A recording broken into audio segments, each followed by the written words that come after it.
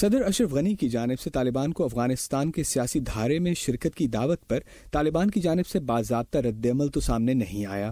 البتہ رواں ہفتے طالبان کی جانب سے افغان انتخابات میں حصہ نہ لینے اور سیاسی مصالحت کی تجویز کو مسترد کیے جانے کی خبروں پر واشنگٹن کے مقتدر حلقوں کی جانب سے رد عمل سامنے آ رہا ہے۔ Centre for strategic and international studies سے منسلک ڈیوڈ سیڈنی کی رائے میں اس پیش رفت کو پاکستان کے خطے میں اسٹریٹجک اہداف کے تناظر میں دیکھنا ہوگا۔ میرے نزدیک یہ عین ممکن ہے کہ طالبان میں بہت سے ایسے لوگ ہیں جو صدر غنی کی مصالحتی تجویز پر مثبت رد عمل دینا چاہتے ہوں، لیکن پاکستانی اسٹیبلشمنٹ کے کچھ دھڑوں کی جانب سے انہیں ایسا کرنے سے روکا جا رہا ہو۔ تو پاکستان اور طالبان کے درمیان جاری یہ کشمکش شاید افغان امن کے لیے بہت اہم ثابت ہو سکتی ہے۔ مسٹر سیڈنی کی رائے میں پاکستان کے لیے افغانستان میں بھارت کے مبینہ پاکستان مخالف کردار پر شکوک و شبہات اس کے امریکہ اور افغانستان سے تعلقات کی راہ میں بھی رکاوٹ ہیں، لیکن جانس ہاپکنس یونیورسٹی کے ڈین اور اوباما انتظامیہ کے افغانستان پاکستان پر سابق مشیر ولی نصر کہتے ہیں اس معاملے پر ایک ایک کر کے اقدامات کرنا ہوں گے۔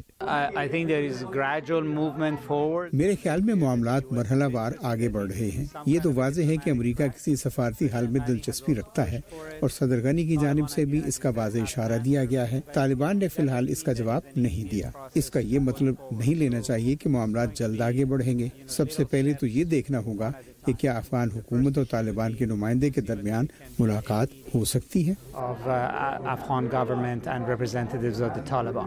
جنوبی ایشیائی امور کے تجزیہ کار ڈینیل مارکی کہتے ہیں ایسے تنازعات کے حل میں اگر تمام فریقین کو یہ احساس ہو بھی جائے کہ معاملات تعطل کا شکار ہو چکے ہیں، بہت وقت درکار ہوتا ہے۔ میرے خیال میں ہمیں طالبان اور مصالحتی عمل سے متعلق معاملات میں چھوٹے چھوٹے قدم اٹھانے ہوں گے، خصوصاً اپنی امنگوں اور خواہشات کے حوالے سے۔ اگر حالات بہترین بھی ہوں تب بھی میں یہ نہیں سوچ سکتا کہ یہ معاملات جلد آگے بڑھیں گے۔ ماہرین کا کہنا ہے وہ جہاں طالبان اور افغان حکومت کے درمیان مذاکرات کو اگلے چند مہینوں میں کسی حتمی نتیجے پر پہنچتا نہیں دیکھتے، وہیں پاکستان پر سے طالبان کی حمایت ترک کرنے کے لیے امریکی دباؤ میں کمی کے امکانات بھی بظاہر کم نظر آتے ہیں۔ امان اظہر، اردو VOA، واشنگٹن۔